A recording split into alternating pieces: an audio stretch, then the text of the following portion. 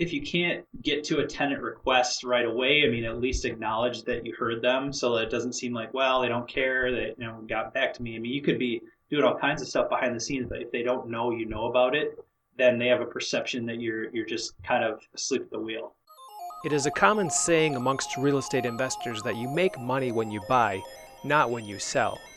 While this catchy phrase has value, it fails to convey how easy it is to lose money through poor property management. Whether you self-manage or hire a professional, it is important to understand how to navigate the common pitfalls and challenges with rental properties without losing your shirt or your mind. That's why you have tuned in to Maximizing Your Property Value, the apartment owner's guide to operating rental properties as a successful business. I'm your host, John Stiles, real estate agent and team leader of the VIP Real Estate Group at Bridge Realty. As a current multifamily investor and former property manager myself, I understand the headaches and difficulties of keeping an investment property from becoming a money pit and time sucker. It takes a solid business plan, it takes tested systems, and it takes key team members to actually find success. So let's take a deep dive and maximize your property value. Welcome back, everybody, to another episode of Maximizing Your Property Value. I'm excited that you have joined us today. I'm excited to introduce my guest today, which is Justin Hennig with Lyndhurst Holdings. Justin, thanks for coming in. Thanks for having me, John. And Justin, why don't you take a moment to tell the audience a little bit about yourself as an investor and how you got into real estate? Sure. I am a pretty busy guy. Among other things, I am a real estate investor, Lyndhurst Holdings. I'm also a realtor, multifamily realtor. I am a self-managing investor. So we've had rental property since about 2006. This is when I first got in. Basically, house hacked a duplex in South Minneapolis, bought it vacant, foreclosure. Bought it from the bank, and it needed all the appliances. It needed a lot of work.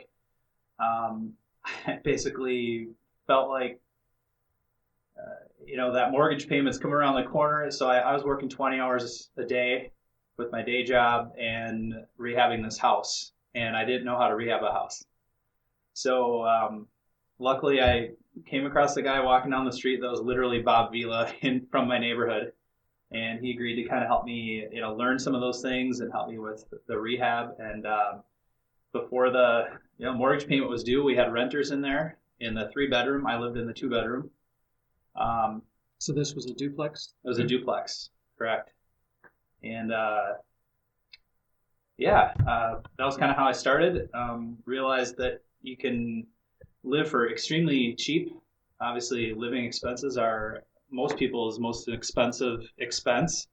And, when you can own a multi-$100,000 property for a few $100 a month, just kind of is a head scratcher, kind of a Eureka moment. And so decided to do that more and bring us up to today. We have a fairly modest portfolio compared to a lot of folks. We had 9 units just up until about November, and we sold one. It was a single-family house that we owned free and clear. And I thought by now I'd probably be sitting around 40 units. We had a 30 unit outside of town under contract, and decided to pass on it for various reasons. So I think within the next few months we should be up to somewhere between 35 and 40 unit portfolio. Yeah, so you're in an expansion mode. You had a good experience with your rentals so far. What type of properties are you particularly looking for? Mostly multifamily, right? Yeah, at this point, all multifamily. We've done a few rehabs or kind of flips, but not exactly. More, purchase, rehab, rent, and then sell after 1 year and a day to make it long-term capital gains as opposed to regular income, just for a tax advantage. But yeah, to answer your question specifically, we're looking for a B or C class multifamily properties, 16 units or above, trying to get 7+ cap rate within about 45 minutes of the Twin Cities. And we're also kind of looking at potentially mixed use, but something that has, residential multifamily involved. And, really, so we owned this single family house free and clear. So our return on equity was not that good when you have 100% equity. So the idea was to sell and, get into something that's more levered, maybe a 80% LTV, 75% LTV. So we're 3 or 4Xing our investment, which is, one of the most powerful parts, I think, of real estate investing as an asset class. And so, yeah, hopefully the next time I'm on or the next time we talk, we'll have something under contract or hopefully close that, is going to 3 to 4X our portfolio. Yeah, wonderful. So one of the things that we try to focus on in this show is the management plan and the business planning to having rental properties. Because there's a lot of focus out there about finding the deal or selling the deal, but there's not as much focus on managing the property. And I think that's where investors are either made or broke is in the management. As you think about Definitely. Your experiences with your properties that you've had so far, how has what are maybe some systems or processes in your business that you've been able to implement? Sure. Yeah, I mean, obviously, maximizing your income and reducing your expenses is really the name of the game. Particularly when people get into commercial. If you're talking multifamily, that'd be a 5+ unit building, and maximizing your net operating income so that the value is maximized. With the first set of properties really that we've been dealing with, and really all we have right now are we have a triplex, 2 duplexes, and we had 2 single families. Now we're down to 1. So you still kind of try to do the same things, but really the valuations are all based on comps instead of what the NOI and what the prevailing cap rates are, right? So I think just speaking to my experience with the singles, which that's a fairly recent thing, but 2 duplexes and a triplex before the singles came along, I would say, several things. We transitioned from collecting checks to going to an electronic rent payment system, which completely automates everything. It feels great to drive to the bank and deposit those checks, but it feels just as good to get an email from your service provider. We use erentpayment.com. We've used them for, 8 or 9 years now. Okay. And it feels just as good to see those emails say, okay, here's $700 here, $1,000 here. And it shows every single tenant. What's nice is you don't have to go chasing around checks. You don't have to drive to the bank. You don't have to remind anybody. It just happens. And we kind of use a little bit of a carrot and stick approach to make sure people pay on time. So the carrot would be that everybody gets like a $15 discount if they pay by the first of the month. The stick would be there could plausibly be a late fee built in if they don't pay after the 5th. So in 14 years of owning rental property, we've never had anybody not pay, and we've only had 1 tenant pay late out of hundreds of tenants that we've had. So I think, if past is prologue, we've done pretty well so far in kind of using that and then implementing some automation, I guess, in with e-rent payment, just as one example. Yeah. I know that what you just covered here with the automatic payments is a great use of technology and streamlining the process. Have you had any tenants that are slow to adopt this, or maybe do you even allow cash or checks? So we've never had anybody say no to it. I think most people are glad to have that as an option. We don't charge the tenants for that service. It's fairly inexpensive. We used to pay, I think, per tenant, and then once we got enough property, it's just kind of a flat rate. And then maybe plus $1 per tenant. So it's we pay, I don't know, $30 a month or something like that. And to not have to chase cats or chase, checks essentially, and avoid having to drive to the bank and things like that. I mean, that's totally worth it. And it's a tax write-off. So, but yeah, it's been 100% adoption. We've had a couple times where people they haven't signed up soon enough, and then we'll have to collect a check that next month. But generally speaking, they sign the lease. We'll take checks for the initial, at least the security deposit and the first month's rent, and then we'll usually set it up the following month. During the month, we'll send along.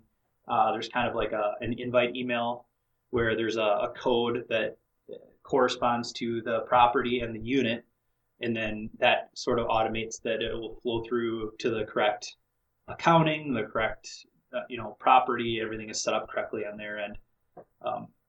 So yeah, that's been really helpful. Great. And it sounds like you are self-managing these properties. Is that correct? True. Have you ever looked at hiring a third-party manager, or have you always just wanted to do it yourself? Or? Yeah, with the property that we had under contract recently, that was out of town a little ways. It was in a kind of a tertiary Twin Cities market, and I think for that particular scenario, we were looking into a property management company. I mean, it was way more units, over 30 units. It was 45 minutes away, and everything that we've owned, I mean, property number one I lived in, so that kind of made sense to just self-manage at that point. We bought our second property, was a duplex 4 blocks away from that one, and then our triplex is 5 minutes from there in Uptown. So I've had kind of some, mentors, other more seasoned, long-term, I guess, career investors who I've talked to over the years. And a lot of people have said, well, if you're going to self-manage, have it all within 10 minutes of your house. And then that way, if you get that leaky toilet or, a flood or something crazy going on in the middle of the night, well, first of all, do I have a fire truck? Of course not. So call the fire department. Do I have a badge on? Like, no. Call the police if there's something that I can't deal with. But if it's something that's not an emergency, I mean, maybe you want to handle it, and maybe at some point you would rather pay a plumber, or you'd rather pay somebody else if it's not something you can handle yourself. So I certainly digress a lot.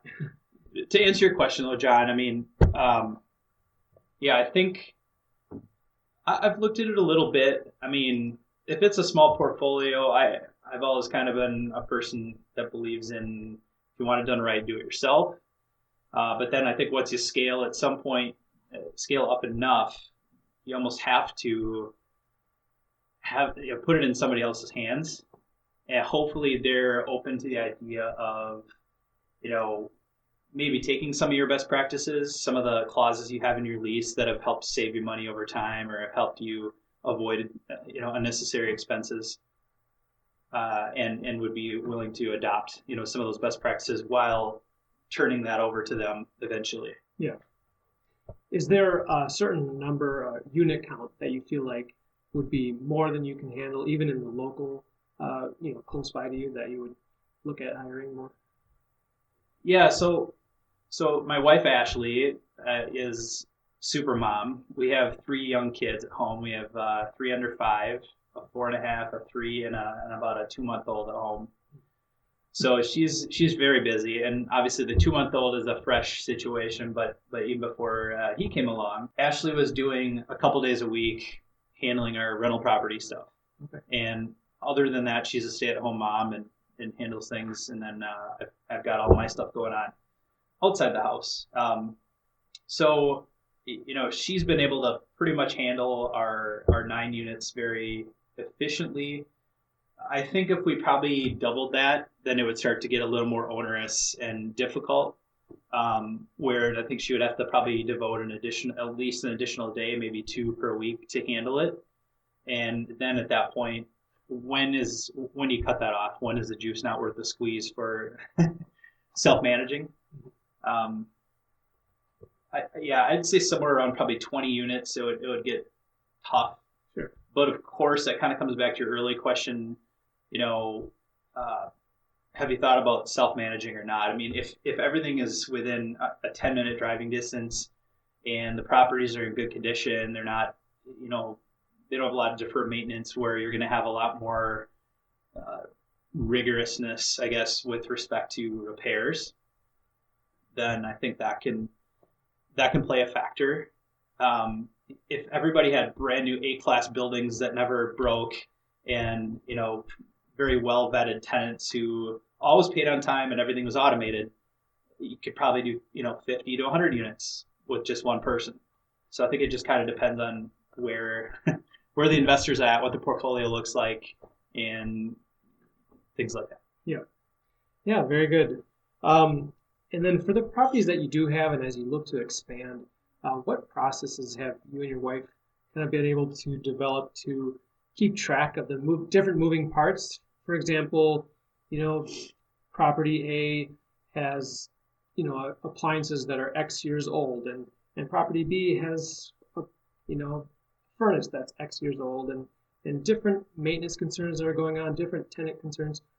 What do you use to keep everything kind of in line and keep track of it all? Sure.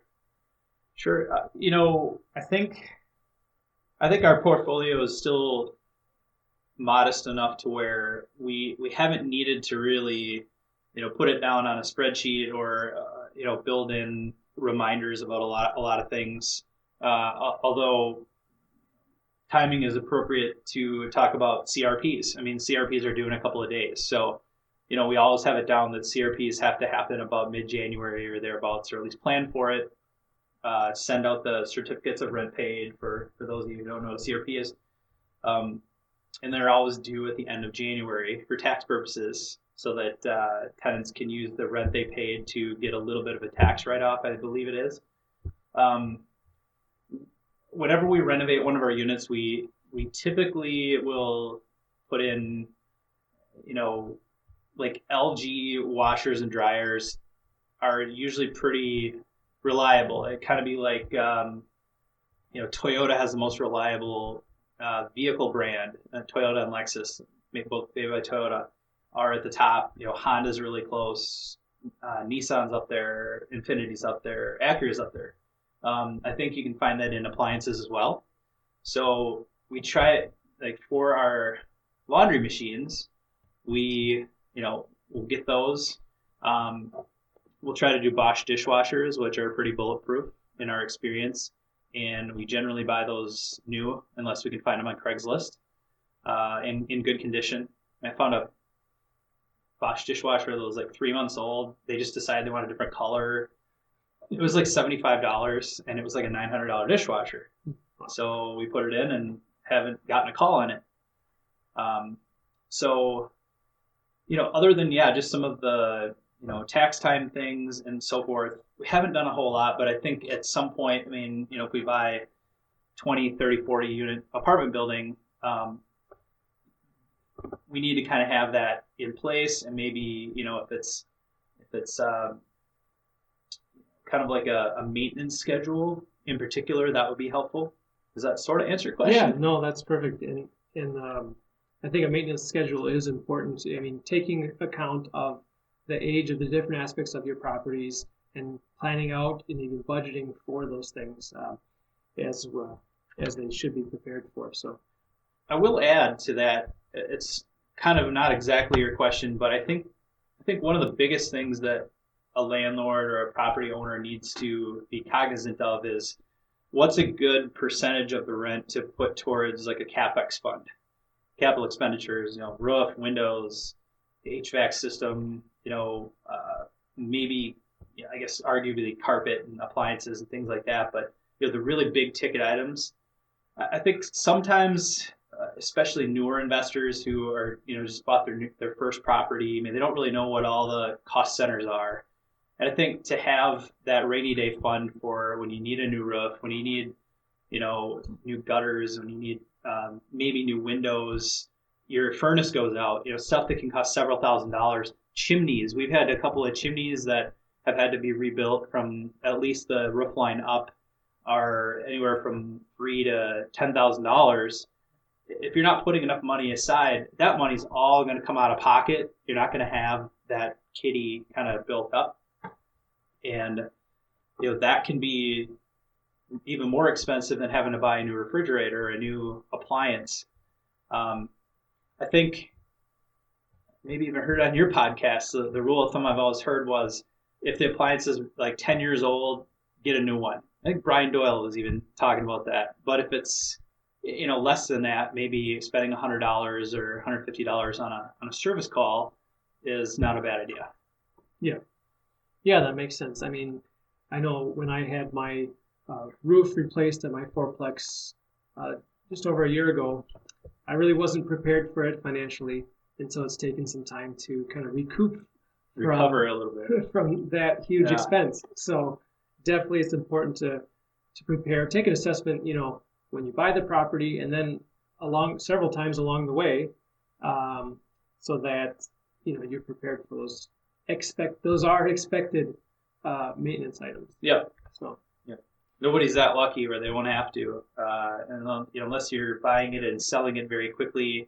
I think as a long-term buy and hold investor, just has to go. It has to be baked into the numbers that you underwrite for figuring out what kind of returns that you can make, and your cash on cash return and your internal rate of return, and some of the other data points and metrics that people look at to figure out how successful are these investments for us. Yeah. Well, let's take a moment to talk about our relationship with our tenants. And as you know, tenants are the lifeblood of our properties. Without them, our properties would be pretty useless. So how do you go about making sure that your tenants really enjoy living at your properties and they want to stay there as long as they can? Great question.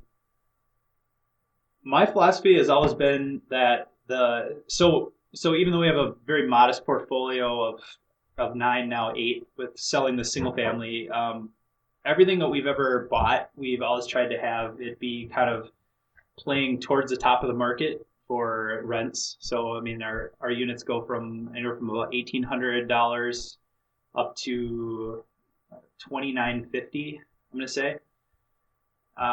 So the types of improvements that we've put into them, even in some cases, have been nicer than what we have in our own house.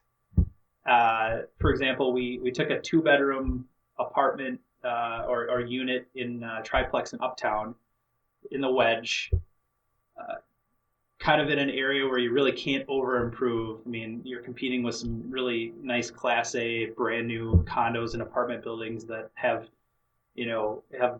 bars in the main level and clubs and workout facilities and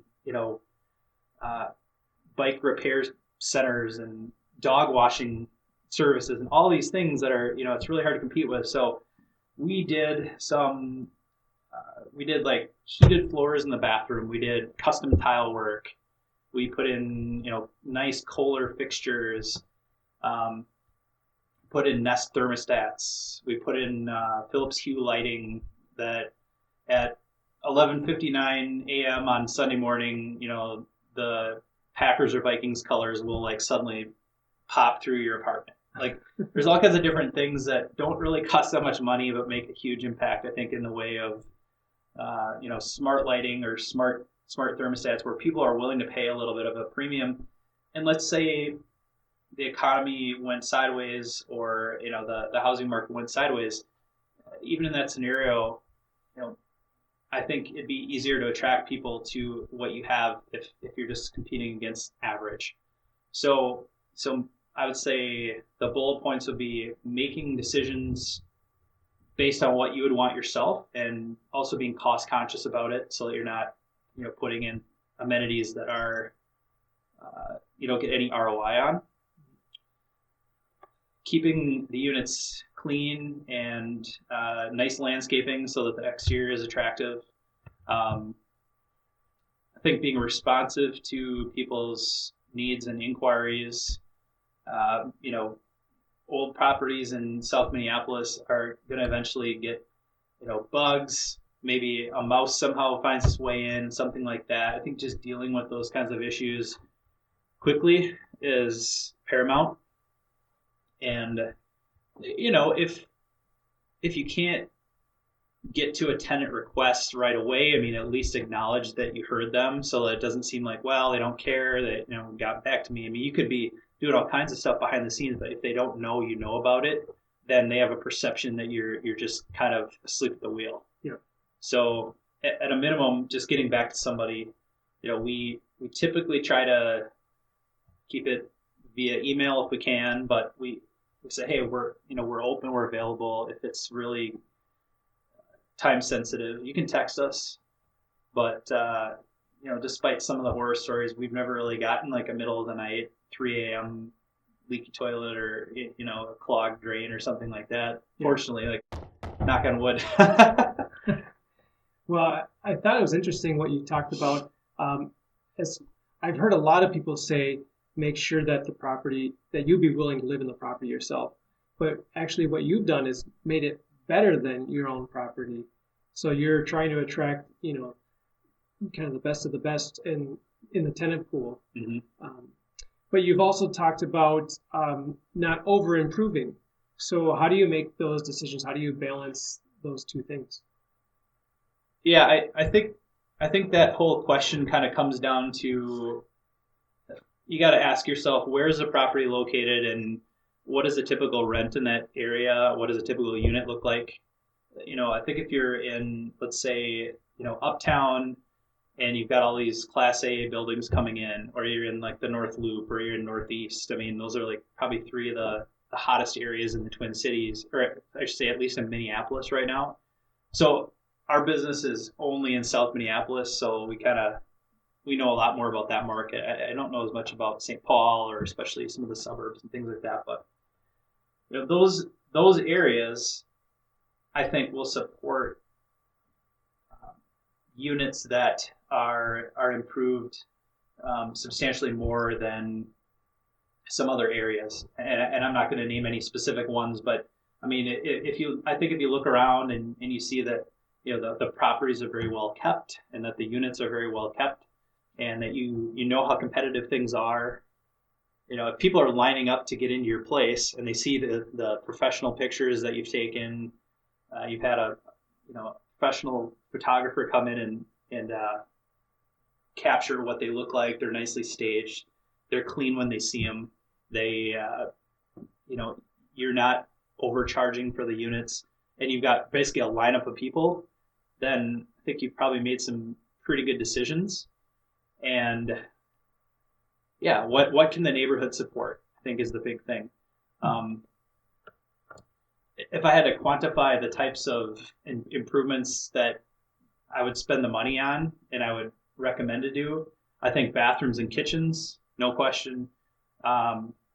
We've replaced some laminate countertops in the past and a lot of granite ones too, and some quartz ones, and I would put granite in anything because at the end of it, you still have to pay for the labor and the install on a laminate countertop, and your cost all in isn't really that much more money. But to be able to have those sort of trigger points on your listing, like granite, stainless steel, hardwood floors, uptown, South Minneapolis, like some of those things that are kind of what people are willing to spend more money on, I think that's a good investment. Sure. Yeah, so understanding the market that your property's in and, going after what the market will bear in terms of that. That's great. Yep. One other question I have related to our tenants is some people approach the relationship with the tenants as, I want to stay anonymous as an owner. I want nothing to do with them. And other people are, don't mind. I assume, since you're self-managing, you do have a level of interaction with your tenants. So what is your mindset about interacting with tenants? Yeah, you definitely assume correctly. We're on a first name basis with everybody that rents from us. And I've heard of people that, they'll go to the ends of the earth to try to make it impossible to figure out who the owner is. The property will be in an LLC. You can go to the Minnesota Secretary of State website. You can't find any names under it. Like, you would have to probably go down to the city and look at what's been recorded and who is part of that company, right? I guess as self-managers, who would really want to risk being found out that you actually own the property, but you're posing as the property manager, or being able to say, well, the management has these policies. I guess you could always hide behind a policy, but I mean, frankly, your policy is going to be in your it's going to be in your lease. Maybe you have like a property or a house rules kind of a accessory document that they can read through and see, okay, I live in a multifamily property. I probably shouldn't have people over on the weekend past 10 p.m. unless I let the other people living under this roof know about it. Just some basic common sense. I think for maybe landlords or investors who, own bigger properties, obviously, like, I don't know, just to drop a couple names, like Kleinman is a big one. They're doing, 10 plus unit apartment buildings. Kleinman gets all the calls. Kleinman, those guys are, they have their staff handling it. The owners never get those calls. They never interact. But I guess for a self-manager, yeah, I would be all about full transparency. And, I think being upfront with people shows a mutual level of respect, and it also kind of helps with people's satisfaction level, which in turn means people stick around longer.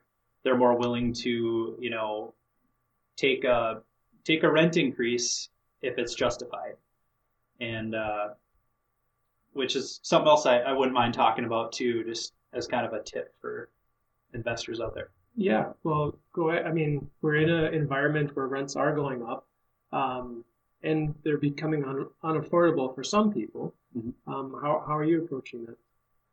Yeah, that's a good question.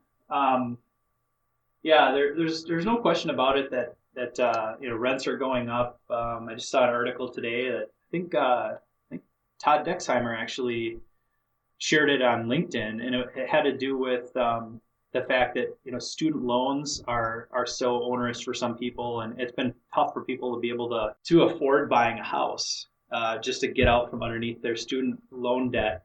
And perhaps that's a reason why there's so many renters and not as many people buying. So it's I think that's a little bit of a vicious cycle. Who knows what will happen in the future? It's possible with Minneapolis in particular, in the 2040 plan, making the whole city zoning now triplex. It's just coming around the corner. I think that people are going to start building tons of triplexes. They'll probably make it easier for people to have what they consider hidden density, where you can have like a accessory dwelling unit in your garage. You can build that out. You don't need additional parking spaces. I mean, it's who knows where that's going to go, but there's no question that is the reality of today's market. And I think, in my experience, with taxes going up, with the tax assessors always saying that the building is more and more valuable, in particular the last several years. I mean, you're seeing, at least on my tax statements, properties are going up anywhere from 5 to 20% per year in assessed value. And part of that has to do with where rents have been kind of staying in line with property values and going up a lot too. But I've found that passing along a rent increase is a lot easier with a new tenant than it is with an existing tenant.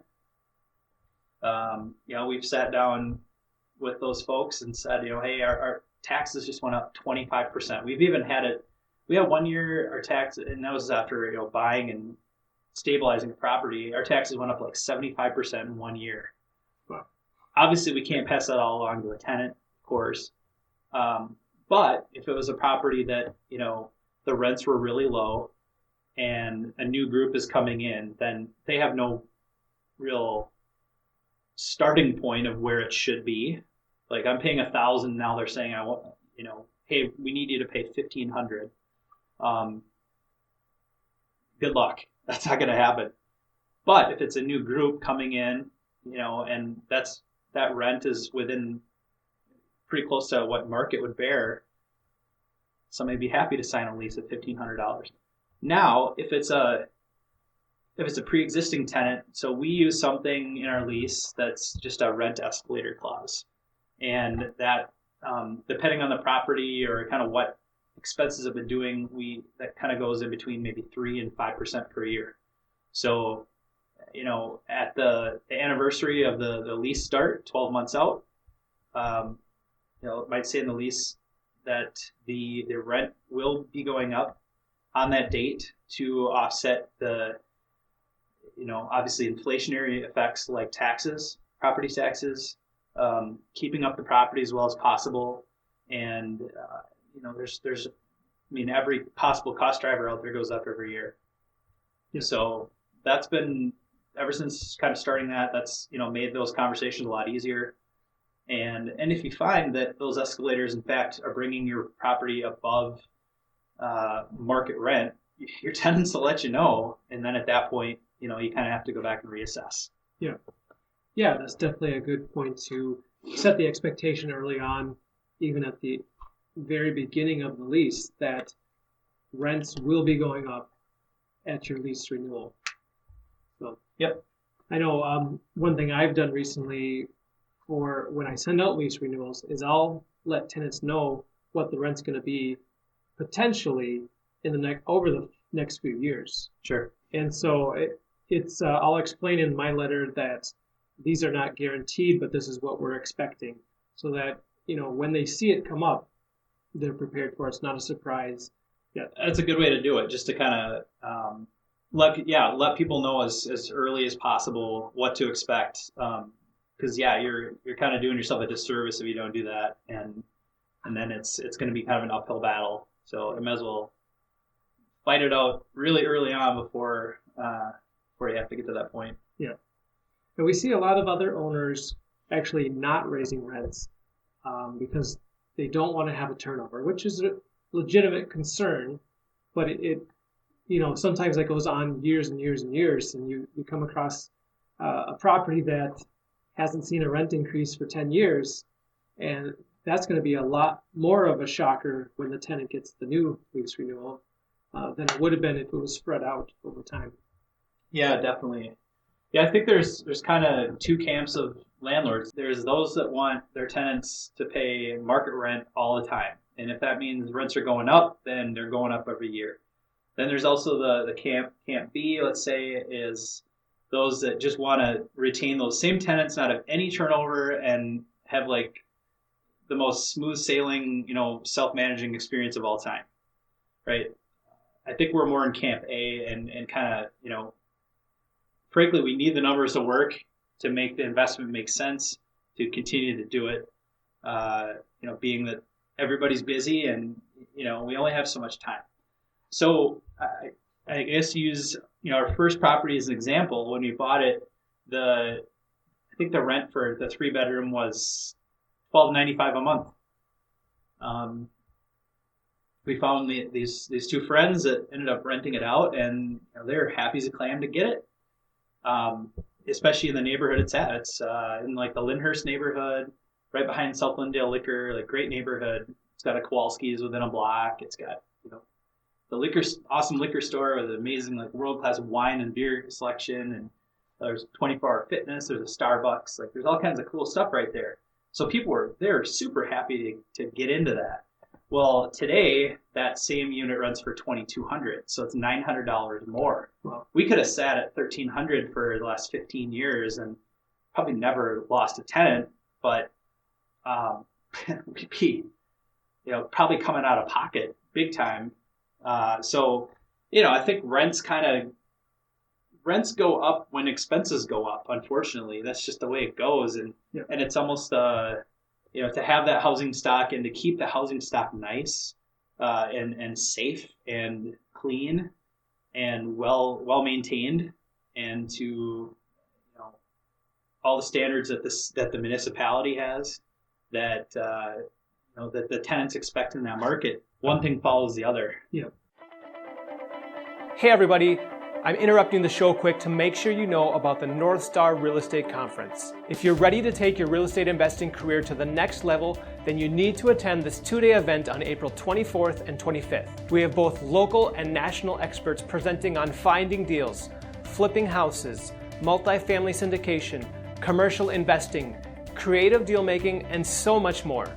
Whether you're brand new to real estate or you've been in it for years, there is something for everybody at this conference. In addition to the great content, we have prioritized networking so that you can grow your real estate team. So click the link in the show notes to buy your ticket today, and I'll see you there. Well, let's transition a little bit here.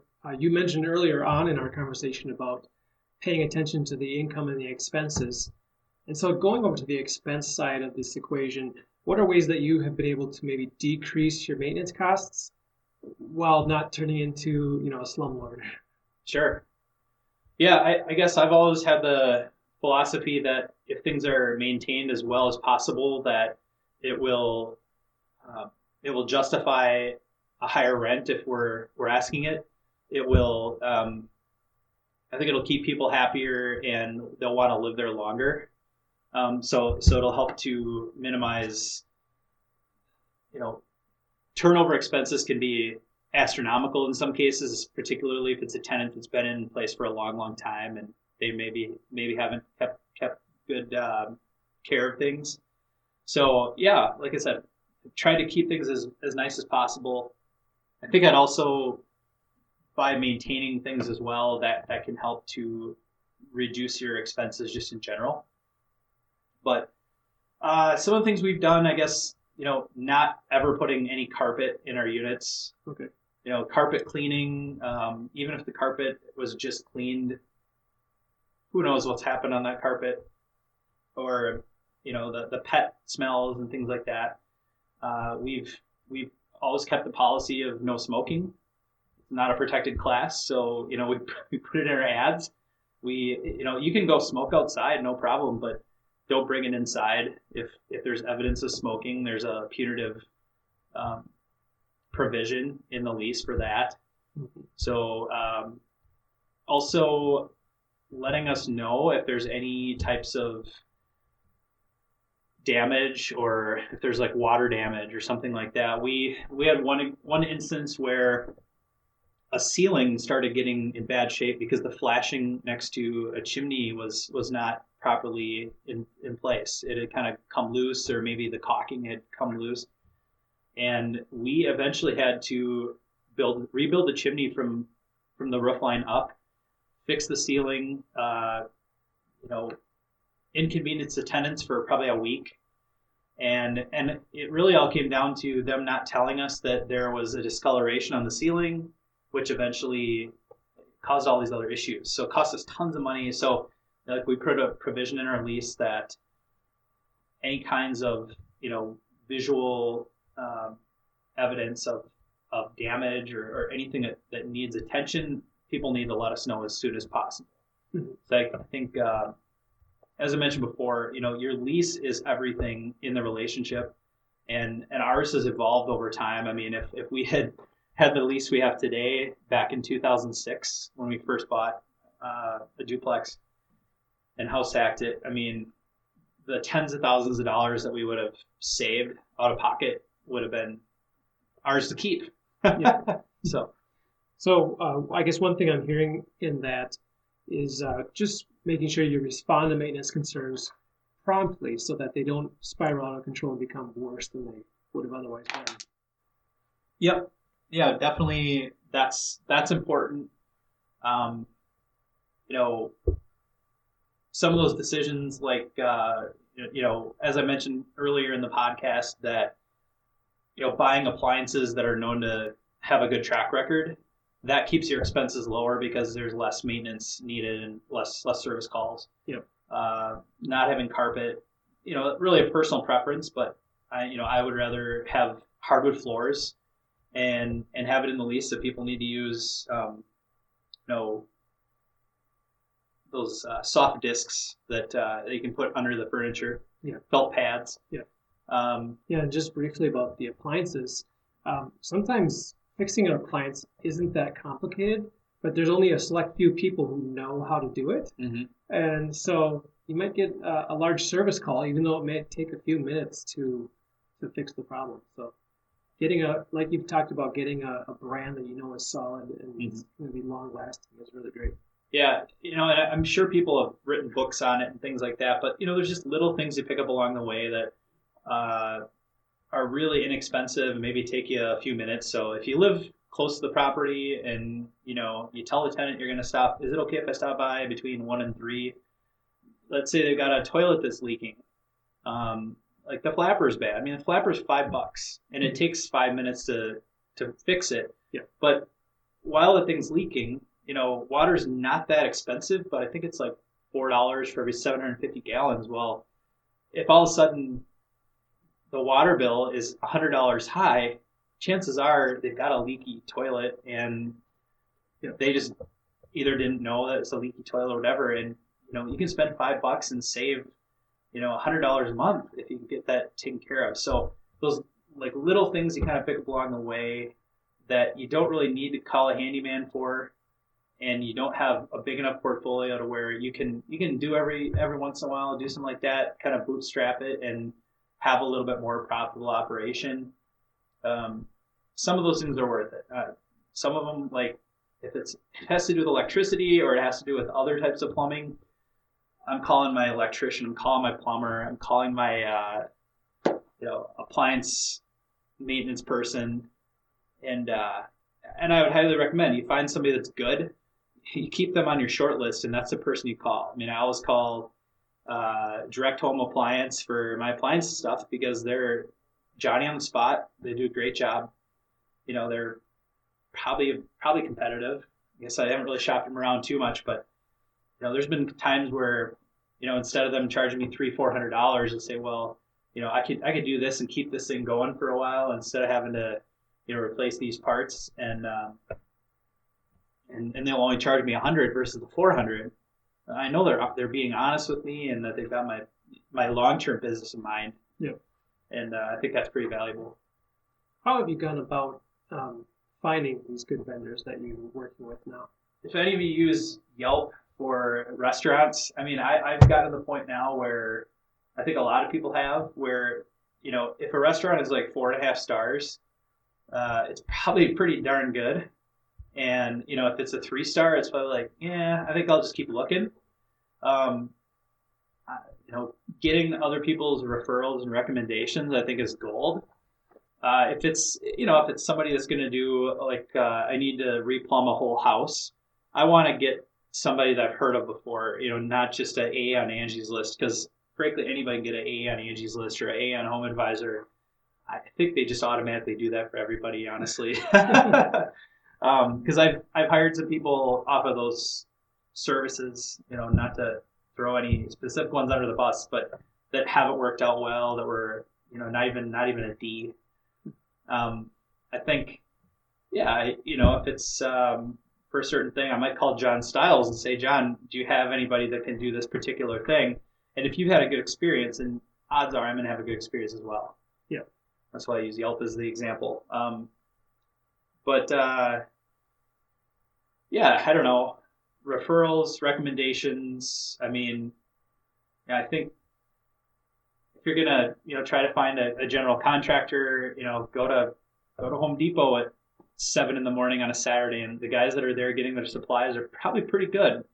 Somebody that doesn't get there till 11 a.m., they're probably, hungover and sleeping, and frankly, they're probably not solid enough that you're going to want to hire that person for a big job. So, yeah, and we've talked about identifying problems at the property and addressing them quickly. With that said, how often do you recommend that you visit your properties? I would say outside of the occasional stop-bys where we need to deal with something and we just kind of circumstantially stop by. I would say the minimum would probably be at least a couple times a year. I think once once you kind of know the tenant and you know how they keep their property, and you know that they're not, breaking a bunch of rules or destroying the property, taking bad care of it, then those folks, I would say, less often than maybe quarterly. But if you've got a tenant, I think that is perhaps especially if it's in a multifamily setting and you're getting complaints from other people like, hey, they're always up at 2 a.m. blasting loud bass music, and we're trying to sleep, and this is ridiculous. I think you got to just kind of play it by ear. Sure. But from a policy standpoint, I would think at least a couple times a year just to make sure that there's not, some kind of a maintenance issue that needs to be dealt with.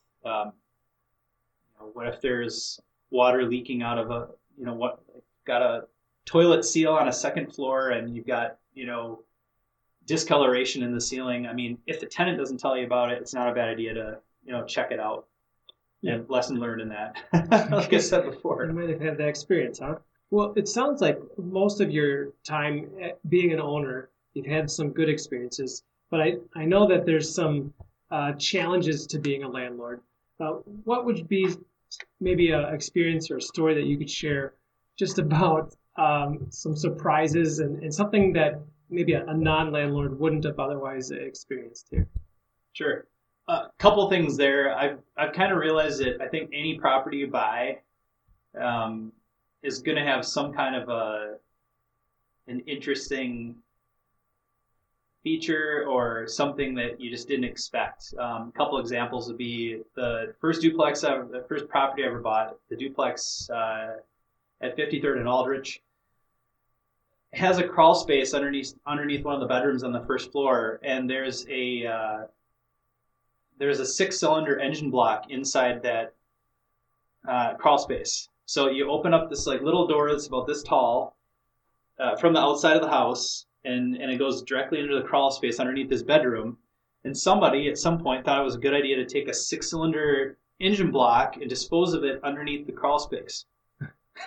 So that was kind of a head scratcher. We were going to get it out of there, but realized we would destroy that little door frame, and it would it's still there, 15 years later. Another example of something odd, we were renovating the top floor of our triplex in Uptown, and we found a couple of things. One was these weird circus and clown hats that were inside of the wall. Some of the creepiest stuff I've ever found just was inside this wall. There was a bunch of newspaper in there from probably the early 70s. It was used for insulation. I found a bottle from probably the 1920s or earlier that was I'm trying to think of what the drug was. I think it was like opium. It was morphine. There was a morphine bottle that looked like an old medical bottle, probably something you could have gotten over the counter back 100 years ago. Well, I found it above some ceiling panels. Okay. Like just some random stuff that you would find. I guess more that would hit your pocketbook. I mean, there's certain things that you might have to repair that you weren't expecting, and I guess it's always a good idea to just get a professional property inspector, especially if you haven't looked at hundreds or thousands of properties over your career. Before you buy, it's not a bad idea to pay somebody $500 to, help you avoid some 5-figure expenses. One example, there was another triplex in Uptown that we were looking at. It had kind of like an egress stack built behind the building that was, like a door outside, and then there were stairways up, and it was all enclosed. And it was, basically the way that they could make it into a triplex, right? Well, we hired an inspector. It was maybe $500. Obviously, we didn't buy the property after we found this out, but what it was is that stack didn't have a foundation. He took a screwdriver and he stuck it in right next to the foundation, and instead of it hitting, like concrete, it just went right underneath the wall. He said, okay, take a look at this crack up here. Went inside. There was this giant crack. I mean, the whole stack was starting to disconnect from the house because it wasn't even on a footing. Okay. And I said, well, what would that cost us if we hadn't have found that? Oh, probably like $40,000 to like, put a cracked foundation under this. So, word of the wise, maybe not your exact question, but if you don't know, hire a professional to do some due diligence, and I think you save way more money than you spend when you use proper professionals for certain things. Well, and even as a real estate agent or even as a active real estate investor, you're maybe not always focused in on what an inspector will be able to find. So it's definitely worth getting an inspection when you're going to buy a property. Yeah. Before we get into some of our closing questions, did you have any final comments about just approaching rental properties with a business planning mindset and just being proactive about the way we approach our properties rather than reactive? Yeah, I think realistically, a lot of the municipalities require, like an annual or sometimes biannual, or I guess in the case of boilers, like having the backflow system checked every 3 years and things like that. I think just keeping things at least on that minimum rotation of having professionals come in and check those systems is good. And I know some landlords that they try to save, they're like stepping over dollars to pick up pennies by not keeping things maintained. They don't, on a turnover, like they would rather have the tenants do all the cleaning, which I think tenants should do some cleaning and so forth, that, not get deductions on their security deposits. We found that to be a good policy, and to let them know well in advance so that they're not cleaning, 48 hours before they move out. But, we'll have professional cleaning crews come through and clean everything completely anyways. And I think in that process, those cleaning companies are able to help identify if there's certain types of things that need to be adjusted or dealt with. I think visiting your property on a fairly regular basis, even if it's not just incidental and coming over to fix a like a toilet flapper, but to check, to go there on a fair, somewhat regular basis is smart, so that you know that your property is not becoming dilapidated. Having a lawn service that mows the lawn, maybe a snow removal service that keeps the sidewalks, and also your liability lower, is a good idea. Probably I'd say the biggest thing I could say for really any investor is, especially if you self-manage, would be to be hyper vigilant about who you rent to. So, we use all completely objective systems, but we use like rental history reports to look at, verifying employment, making sure that person does meet those objective criteria, such as 3 times rent, so that we know they can afford it, things like that.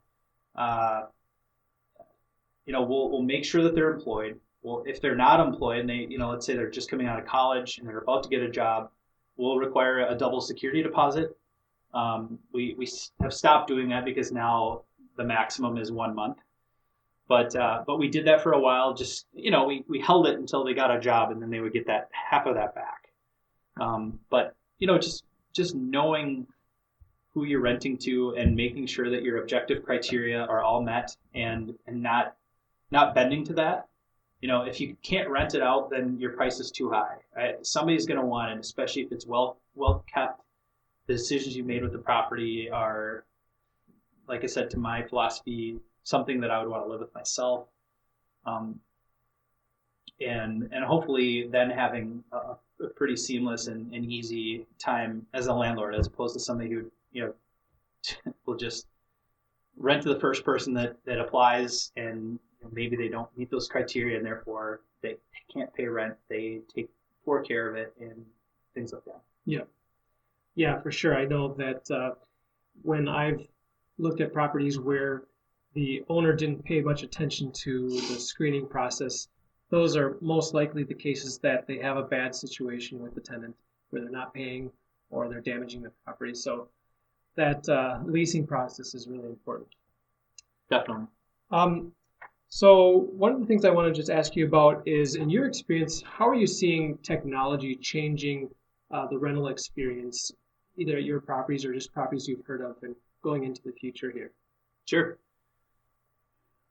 Yeah, there's quite a few. I mean, I kind of mentioned before, we put in smart thermostats now in all of our rental units. I think we have a couple. We haven't done that too yet, but like Nest as an example. I don't know all the different ones out there, but I'm quite familiar with Nest. I think we have 9 or 10 of them in our different units, 7 or 8. It doesn't matter, but quite a few.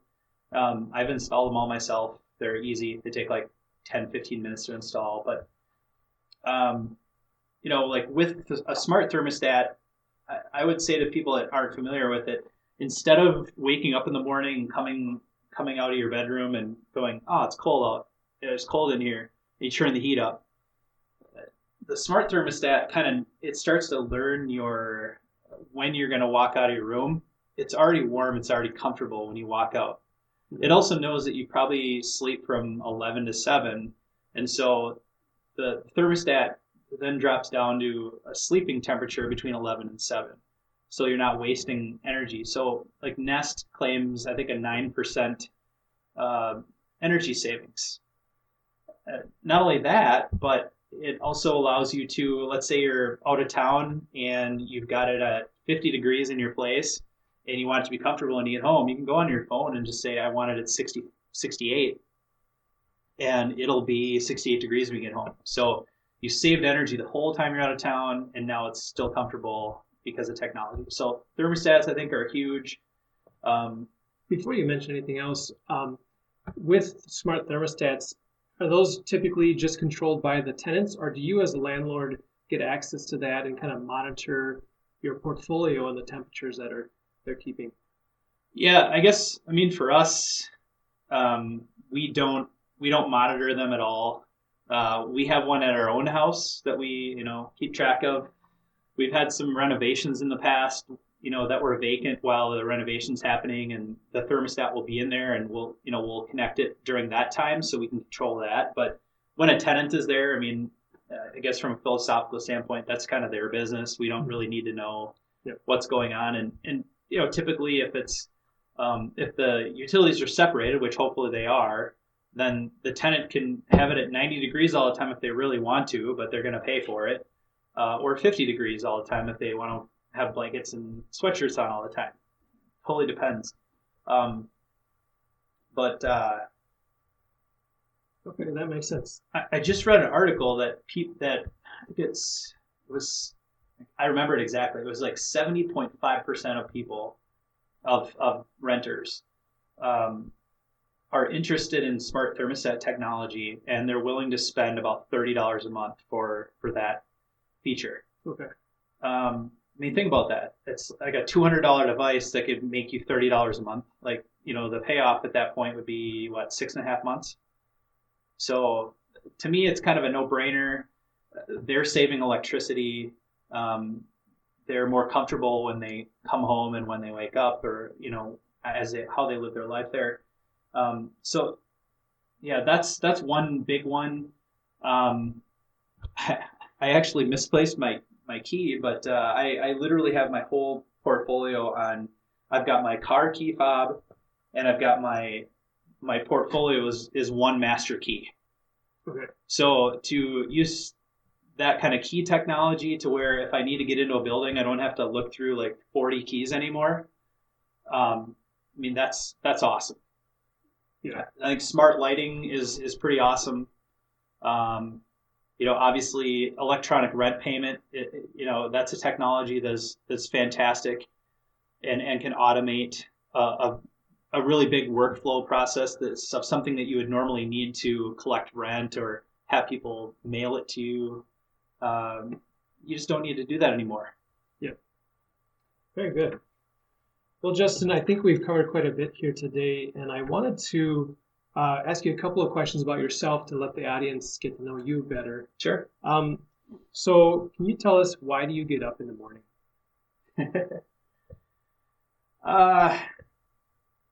Well, yeah, I mean, my big why, I guess, is kind of what people talk about, right? Why do you get into real estate investing is maybe another question, another way you could ask it.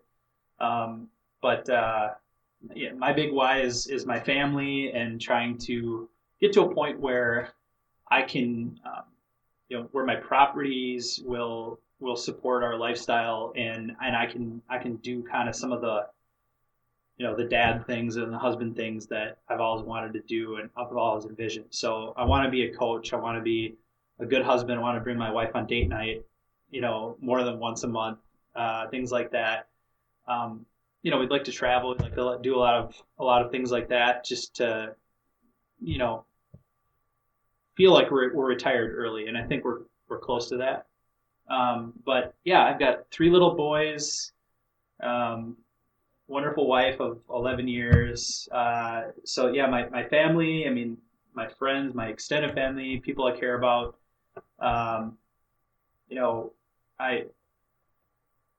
I'm probably not the hardest worker in the world, but I mean, I definitely, want to be successful and just bring home the bacon, but also be able to kind of enjoy, life and not just, do the typical retire at 65 and then, die at 75. I'd like to be done with all that stuff well in advance of that. So, Okay. That kind of answer your question. Yeah, absolutely. Yep. Very good. How about you? But my why, I would say it's similar to yours. I would sum it up in my God, my family, and then my passion for being successful in life. So, but that's kind of a short summary of it. Perfect. And then another question I want to ask you is just, what's an event or a person in your past that was really monumental in changing you or making you who you are today? Oh, monumental. It's a big question. I mean, I guess my parents were just such a big influence on me. They both came from, prior to themselves going to college, they came from kind of blue collar families. My mom grew up on a farm and picked pickles for Gedney or something like that for I think it was 100 pickles for a penny. I mean, it was like awful pay. And, she was lucky if she got a dolly for Christmas. And my dad's parents were, one of them worked in a tire factory. So they both ended up, going to school, and they both were healthcare professionals. And so, they instill a lot of values of just hard work and, family first and things like that. So definitely my parents. I mean, if I had to, I've had some mentors along the way with real estate investing, but I would say probably the biggest mind shift was reading Rich Dad Poor Dad, probably in 2004 or 5. Yeah. Realizing how instead of spending your money on a bunch of junk, if you save money and put it into assets that will pay you at the end of the month instead of a car payment taking $500 a month out of your pocket, if you buy an asset like a duplex or something else that can put $500 a month in your pocket, how many times could you do that, and how quickly could that help you become free from the financial treadmill that a lot of people are on, or the rat race as Kiyosaki calls it. So, I mean, that book was huge. I mean, I could point to, a couple dozen other, influential books, but yeah, that was a big one. That kind of was a game changer for me, and that I wish everybody I knew would just go out and buy that book. Right. If you want a copy, reach out to me. You can either get my info in the show notes. I'll get you a copy of that book. It'll change your life. Well, that is my next question. How can people get in touch with you if they'd like to get the book? I'm afraid I just wrote a check that my backside can't cash. No, I will honor that.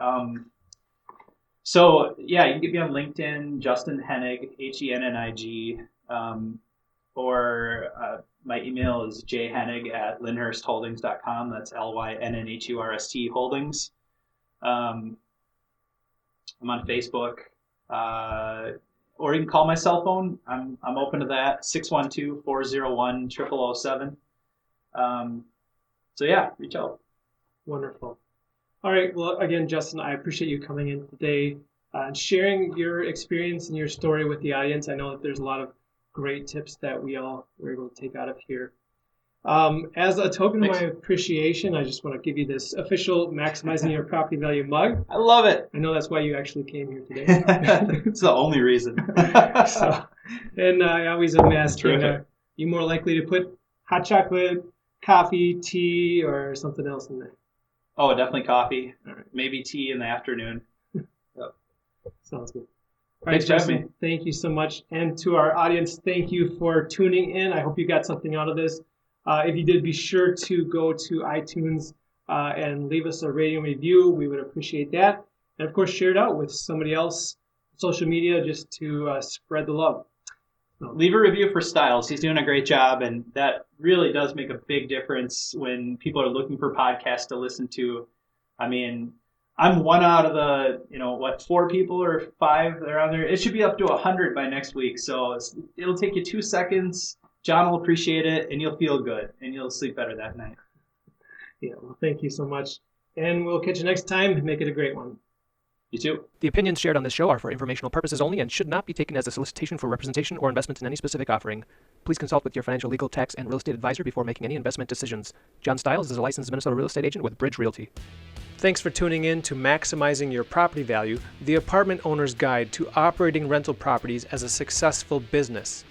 If you're considering scaling up, downsizing, or right-sizing your real estate investment portfolio, it's important to know how to determine your property's value in today's market.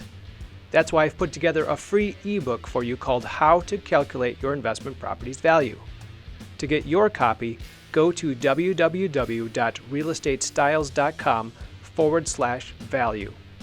Now, if you found any value in today's show, be sure to subscribe to our email newsletter, YouTube channel, and podcast through your favorite podcast player.